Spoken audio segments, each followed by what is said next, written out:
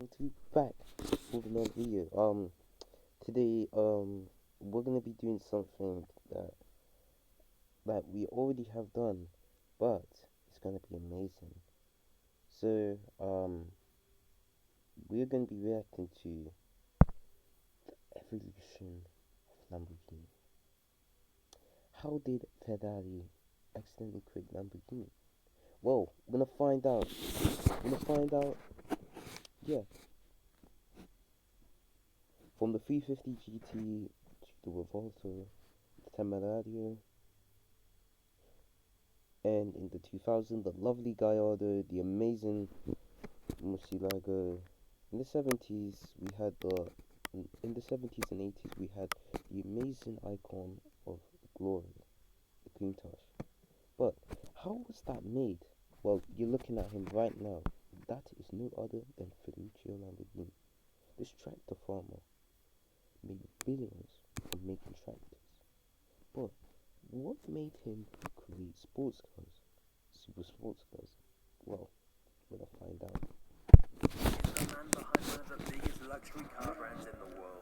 But what most people don't know about him is that before he started making supercars, he actually had the biggest tractor company in Italy. And what even less people know is that before he was a tractor tycoon, he was a prisoner of war. Ferruccio's engineering skills are what helped him create some of the best tractors in the world. Some of you guys probably know this. Enzo Ferrari is what would make him change course and set out to create the best supercar in the world. Leading to a huge ongoing battle between the two men. But before we get to all that, let's first go back to a small town in Italy in 1916. Let's go back to it. Ferruccio Lamborghini was the child of two great farmers. Growing up in Italy at that time, it was tough. It was a country struck by financial ruin after the war, and shortages of food, many of its citizens were going hungry. But despite the hardships, Ferruccio managed to have an optimistic outlook on life. He spent his childhood working on his parents' grape farm. Ferruccio's father had hoped that one day his son would be the heir to this farm, which had been passed down from generation to generation. I swear this is similar to the Bugatti one. Ettore didn't want to be a painter. Just wants to do something with his life. But Ferruccio mechanics he's interested. But the young Lamborghini had other plans. Growing up on the farm, Ferruccio had learned the value of hard work. I swear, look how beautiful the farm is. His passion for mechanics. The Lamborghinis had a tractor that Ferruccio would spend hours taking apart and fixing every day. At that time, automobiles were still in their infancy. Mechanics was cutting-edge technology, and Ferruccio was much more interested in engines than traditional old farming. This meant that when Ferruccio left school, he had a big decision to make. Does he become a farmer like his father, continuing the family tradition, or does he completely change course, following his passions, and become an engineer? And, of course, much to his father's disappointment, he chose engineering, and moved to Bologna to attend a technical college. After graduating, Ferruccio got a job as a mechanic, but it wouldn't be long before the world was plunged into another war. Ferruccio was drafted into the Royal Italian Air Force, but when his mechanical abilities were discovered, he was sent to the Greek island of Rhodes to help with maintaining the army's... Now, this is where Ferruccio became the original Tony Stark, the Italian Tony Stark. And I swear, he is still. And we are talking about my favorite car brand right now in this video, my favorite car company. And diesel trucks. JLambo. Ferruccio didn't know it at the time, but this experience of working with military vehicles and tractors would come in very handy later down the line. In 1943, Italy signed an armistice agreement, effectively announcing their part in the war was over. The Italian troops were evicted from Rhodes, and Germany took over the garrison. But Ferruccio asked to stay as a citizen and opened his own mechanical workshop on the island. But then as the war was ending in 1945, Germany was facing defeat, and the Allied forces took over Rhodes Island. They initially took everyone as prisoners, including Ferruccio. Luckily for him, after seeing Ferruccio's mechanical skills, the Allied forces simply had him spend a year fixing their vehicles, before in 1946 allowing him to leave and return home to Italy. And it's here that the incredible story of Lamborghini really begins. Especially the mirror in red. Perfect. Absolutely perfect. Let's go to chapter 1. the tractor. After Ferruccio returned to Italy, he faced a problem. He no longer had a job. He'd spent his time on roads working as a mechanic, but now he felt like he wanted to do something more. And while he was back in Italy, he saw a market starting to emerge. He noticed that poor farmers couldn't afford to buy tractors after the war. Not only that, but the price of petrol skyrocketed due to the post-war prohibitions, so many farmers couldn't even afford to run their tractors. Ferruccio saw all of this happening around him and decided he could solve some of these problems. The Italian government was auctioning off military vehicles to try and fund their economic rebuild, and Ferruccio seized this opportunity. He'd spent many years working on a lot of the vehicles, and so he knew exactly what he needed and what price he should pay. He managed to buy a cheap British Morris engine at auction, which he was able to modify. Ferruccio's new engine design used a fuel atomizer. This meant that whilst they still needed petrol to get started, once they were started, the engine switched to the much cheaper diesel fuel. This was an incredible innovation and a genius workaround for his country's fuel problem. And thus, the very first Lamborghini tractor was born. And he also used a smaller frame to reduce the cost even further. Not so fast though. Sure, Lamborghini had innovated the engine and built a very well-made tractor, but the market was already dominated by very well-established tractor brands, the likes of Fiat, Trattori, and Landini. There wasn't much room for a newcomer. And so, despite the great design, Lamborghini tractors started very slowly. At first, Ferruccio was simply making one tractor a week, completely by himself. But his tractors were selling. His cost-cutting techniques proved to be a very effective sales pitch. In fact, it wouldn't be long before Ferruccio opened up his own factory and hired some staff to help speed up the production of his tractors. But in order to really ramp up production and compete with the bigger tractor companies, he needed money. And so his father allowed him to use the family farm as collateral for a bank loan, and Ferruccio was able to buy 1,000 Morris engines and get to work. Ferruccio was extremely excited about the potential of his business. But because of this business loan he'd taken out, he knew that if his company failed, his family could lose their farm.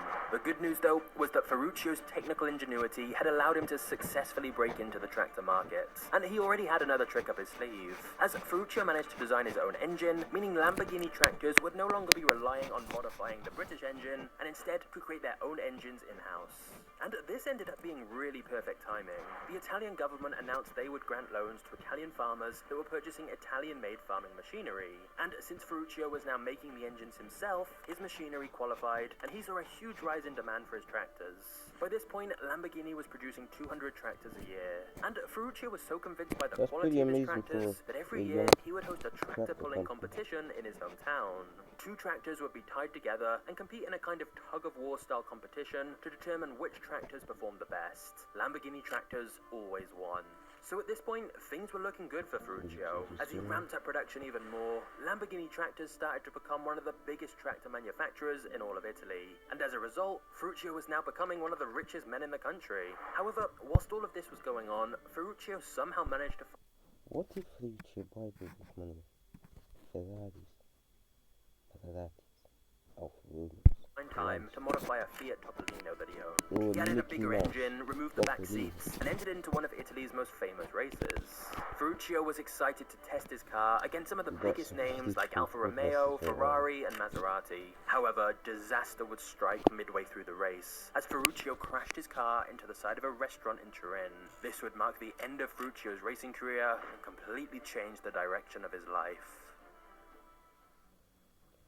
Chapter 2 is where we begin. Is where we're getting the proper story. Is where what we have today. I have a Despite his racing career being over, with so much money to spend, Ferruccio bought lots of cars. In particular, he loved the luxury grand touring cars. During the 1950s, Italian manufacturers were at the forefront of the car industry. The Italian brands seemingly captured an elegance and tradition that German, British, and American manufacturers could never quite achieve. Throughout the 20th century, there were the likes of Alfa Romeo, Fiat, Maserati, and Ferrari, who were all pushing the boundaries of engineering and beauty. Ferruccio owned cars from all of these Italian brands. But for each of the cars he owned, he always found a problem that prevented the cars from being perfect in his eyes. The Ferrari 250 GT was the most luxurious... I'm not gonna lie, but the 250 GT, the Pinacolina of this style it's just amazing. Like, I swear, Pinacolina always styles the best. I don't know why they have for lunch, but what I think is they start designing at breakfast. and then show their design at lunch. And look, that Pininfarina. Man, I still miss Pininfarina design for that. But now Pininfarina made the hypercar now. Luxurious car he owned. Ferraris were seen as the pinnacle of success and were sought after by celebrities and the ultra-rich. But Ferruccio wasn't so fond of his Ferrari. He even went as far as describing his 250 GT as too noisy and too rough to be a proper road car. Not only did Ferruccio not like the driving experience of his Ferrari, but it was also always breaking down. After having the clutch fixed a number of times, Ferruccio decided he would take it to one of the mechanics that worked at his factory. When they checked out the clutch that was causing all these problems, they were same parts as his tractors. Both shocked to find the clutch used in the Ferrari, the luxurious, high-performance, incredibly expensive Ferrari, was the same clutch as the ones used in the Lamborghini tractors. Ferruccio upgraded the clutch with something that was better suited to a luxury sports car, and immediately went to pay a visit to Ferrari's creator, Enzo Ferrari. This was no small feat. Enzo Ferrari was well known for... Oh my days. Now I know lots about him now. People would call him stubborn and more... his wicked temper and thin patience. But this didn't deter Ferruccio. He felt like he was doing Ferrari a favour by suggesting an improvement to his car. He never lived the legacy to his grandpa, Henry Ford. Surprisingly, Enzo did not see it this way. In fact, it's said that he got very angry with Ferruccio and told him, "The clutch is not the problem. The problem is you don't know how to drive a Ferrari and you break the clutch." He didn't stop there though. It's also believed that Enzo finished by saying, "Let me make cars, you stick to making tractors." This insult was painful for Ferruccio. If the Enzo did not say that insult, we would not be getting this. We would not be getting this. I will not be having this. I wouldn't have the Mercy SV. Yeah. But this? He had come to Enzo as an equal, a fellow mechanic, but he left feeling belittled and humiliated. It was on this day that Ferruccio vowed to make his own cars that would be better than Ferraris. In fact, they would be the best cars that money could buy. And that's the mantra that Lamborghini's car company was founded on, building the perfect car. Before the next chapter, I want to give you some free money, which I know sounds too good to be true, but it's random what free Lulu is a commission to get some completely. Click my link in the description. Chapter 3, the engine full of bricks. With his sights set on disrupting the luxury sports car industry and getting revenge against Enzo Ferrari, Ferruccio twisted the knife and went a step further by poaching one of Enzo Ferrari's chief engineers. With the right team in place, Ferruccio targeted the Turin Auto Show in 4 months' time as the place where he would announce his arrival in the automobile industry. Designing a car and engine from the ground up wasn't easy, but with the experience of Ferruccio and the infrastructure already in place from his tractor factories, he and his team were able to get a prototype ready for the car show in just 4 months. There was one issue though. The car didn't have an engine. Ferruccio had actually fallen out with one of his team members over disagreements on the engine to use, meaning they didn't have anything ready in time for the auto show in 1963. But Ferruccio had an idea, and instead filled the engine bay with bricks so that the car was low enough to the ground to look like it had an engine. The hood of the car was kept locked during the show, and thankfully no one requested to see under the hood. Even without an engine, Lamborghini's new car got plenty of attention, and after the show, the car went into production. This first car would be named the Lamborghini 350 GT, and they sold 13 cars on release. Admittedly, this doesn't sound like a lot, but in the supercar category that these brands are operating in, back then for a brand new entry into the market to get 13 sales on release is actually pretty good. And over the next 2 years, 120 cars were produced and sold, giving Lamborghini a respectable start in the automobile industry. But it wasn't quite the overthrowing of Ferrari that Ferruccio had hoped. Oh, I always wonder, what did Enzo think about when he saw the mural? What did he thought about the mural? We know he called the hold on. I wonder what he thought when he saw. Well, he did call Jaguar E-Type the most beautiful car in the world. What did he say about the mural? I bet he said that. So he began working on improving the 350 GT further. Meanwhile, some of his top engineers were working on a car in secret. He envisioned the future of Lamborghini being something different to the grand touring cars that Ferruccio liked making. Their prototype, nicknamed the P400, was designed as a road car with racing pedigree. They knew their boss wouldn't approve because it said that Ferruccio wanted to stay away from making race cars after his crash all those years ago. But after getting the prototype finished, they showed their work to Ferruccio and hoped that they could convince him it wouldn't be too expensive to produce. As they expected, Ferruccio was initially against the idea, but he was very eager to grow his car business and beat Enzo Ferrari. And Ferruccio ultimately decided that he could use this new race car his team had designed as a marketing tool, something to get people talking about his brand. This new model was completed just 2 days before the 1966 Geneva Motor Show, where it was to be unveiled to the public. It would be called the Lamborghini Miura, and what really set the car apart was the engine placement, which was inspired by Formula One cars. Instead of being in the front of the car, the engine was placed at the back to get that extra bit of performance. It was an innovation at the time that would soon become widely adopted. Ironically, this car that Ferruccio had been so against at first would be the car that put Lamborghini automobiles on the map. The Miura quickly became iconic. Its unique design and incredible performance garnered the attention of the world. It was seen in some of the biggest films at the time, including The Italian Job, and celebrities adopted the car as the ultimate show of wealth. Lamborghini was truly on the rise, but unfortunately, disaster was about to strike. Chapter 4. Everything starts to change. And that is the one thing I absolutely hate. Bankruptcy. I absolutely hate bankruptcy and struggling.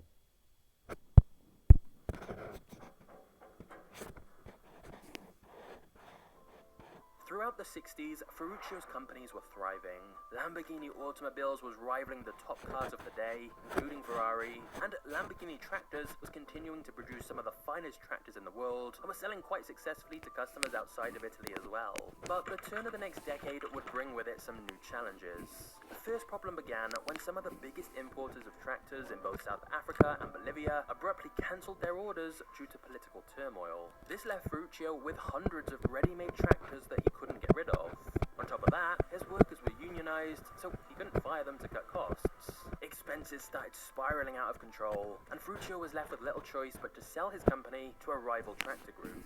The problems didn't stop there though. With his car company, sales had begun to slow as well, as Italy was coming to the end of an economic boom that had taken place since the end of World War II. Ferruccio sold a 51% stake of Lamborghini Automobiles to a Swiss businessman for $600,000, which is the equivalent of around $4 million today. But then in 1973, there was a global oil crisis, and with the price of fuel so high, manufacturing became too expensive, and the demand for high-performance cars plummeted. All of this was too much for Ferruccio, and he sold his remaining 49% stake in Lamborghini as well, and retired to an estate in central Italy to live out the rest of his life. He kept himself busy and even returned to his roots as a farmer, and his entrepreneurial spirit was so strong that he even built a successful wine business in his retirement. But this all raises the question, what happened to the Lamborghini companies once their founder and innovator retired? Chapter 5. The legacy continues. In the early 70s, the Agricultural Machinery Group, SAME, purchased Lamborghini tractors from Ferruccio, and the group still owns Lamborghini tractors to this day. But as for Lamborghini's most famous company, Lamborghini Automobiles, the business has gone through a bit more turbulence over the years. Firstly, with the economic and political situation in Italy worsening over the 70s, Lamborghini Automobiles actually filed for bankruptcy in 1978. By 1980, the iconic Italian sports car brand was picked up by a pair of successful French brothers who purchased the failing company at a discounted rate of $3 million. Under this leadership, Lamborghini saw some resurgence, and in 1987, it was sold to Chrysler for $25 million. Who, in $40 million for the privilege of owning Lamborghini, were looking to diversify their portfolio of car manufacturers. Chrysler briefly saw some profit before sales in the US dropped, and they had to offload the company. This time, an Indonesian conglomerate paid $40 million for the privilege of owning Lamborghini, and they once again managed to reignite Lamborghini's brand. Unfortunately, the financial crash in the Asian market would mean the company would have to be sold for $40 million for the privilege of owning Lamborghini, and they once again managed to reignite Lamborghini's brand. Unfortunately, the financial crash in the Asian market would mean the company would have to be sold once more. The strong European markets at the time meant that Volkswagen were going on a huge spending spree, and in 1988 they purchased Lamborghini along with several... Well, did admit the mistake too. Other car brands like Bentley, and to this day the Volkswagen Group still from Porsche, Audi, Lamborghini, Skoda, Bentley, Bugatti. No longer the Lamborghini brand under their subsidiary company Audi. And so, whilst Lamborghini has gone through a lot of ups and downs since Ferruccio sold his company, it looks like Volkswagen made a very smart purchase. The 21st century has seen a huge resurgence in demand for supercars, and Lamborghini has been at the forefront of that. Whilst Ferruccio Lamborghini wasn't quite successful in dethroning Ferrari during his lifetime, you could argue that nowadays, Lamborghinis are pretty much the go-to supercar choice for new money millennials. To many, they're a symbol of wealth and success, which is pretty crazy, because if Enzo Ferrari had just listened to Ferruccio's advice all those years ago, Lamborghini would probably never have even begun. Now, if you thought a prisoner of war starting Lamborghini was crazy, wait until you hear about the orphan boy who created Rolex. Anyways, guys, that's it. Yeah, comment down below. What's your favorite Lamborghini? So, yeah, in the 90s, we got the legendary JLambo, and my favorite JLambo variant is actually the VT 6.0. It's so refined. I like the way Luke the Volker styled it well. Don't know, same guy that made Skoda, Mark 1 Skoda, yeah, Mark 1 Skoda Fabia. Yeah, and anyways guys, what did you think? Anyways guys, I'll see you guys in the next one, and I'll see you guys in the next one. Bye.